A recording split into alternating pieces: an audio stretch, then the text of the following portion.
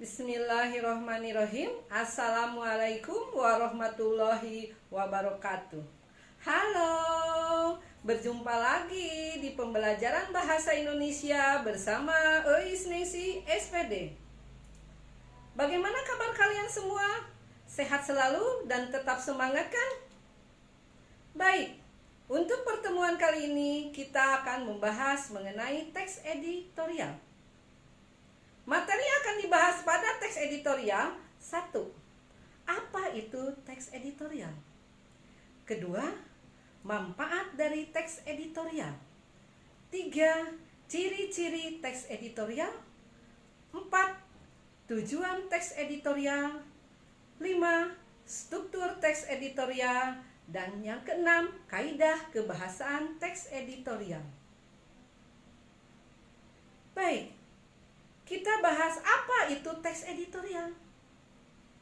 Teks editorial adalah teks yang ditulis redaktur media massa yang merupakan pandangan redaksi terhadap suatu peristiwa atau berita yang aktual, fenomenal, dan kontroversial.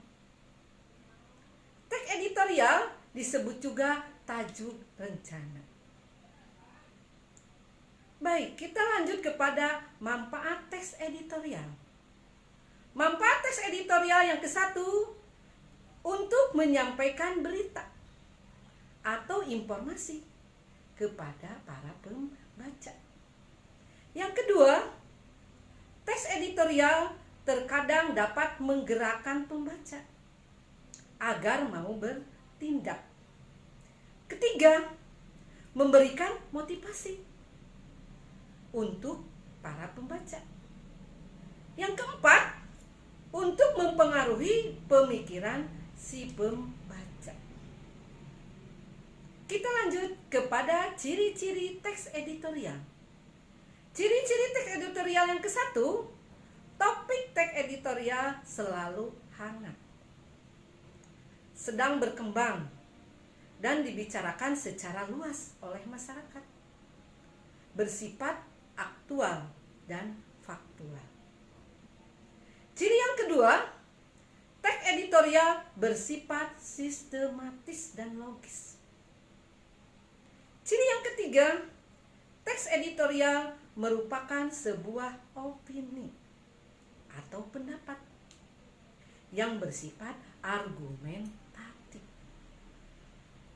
Ciri yang keempat, teks editorial itu menarik untuk dibaca karena ditulis dengan menggunakan kalimat yang singkat, padat, dan jelas. Ciri yang kelima, teks editorial bersifat analisis. Kita lanjut kepada tujuan teks editorial. Tujuan teks editorial yang ke-1, untuk memberikan pandangan atau opini sang redaksi terhadap para pembaca pada isu yang tengah berkembang atau yang sedang hangat dibicarakan. Tujuan yang kedua, untuk mengajak para pembaca agar turut berpikir terkait isu aktual yang tengah hangat diperbincangkan di kehidupan sekitar. Kita lanjut struktur teks editorial. Struktur teks editorial yang ke-1, pengenalan isu atau pernyataan pendapat atau tesis. Berisi suatu sudut pandang penulis mengenai masalah yang sedang dibahas. Biasanya berisi teori yang diperkuat dari argumen. Struktur yang kedua, argumentasi. Berisi alasan atau bukti yang gunanya untuk memperkuat pernyataan dalam tesis. Argumentasi yang diberikan biasanya berupa pernyataan umum, data hasil penelitian, pernyataan para ahli, atau fakta-fakta melalui referensi yang bisa dipercaya. Struktur yang ketiga, penegasan ulang pendapat.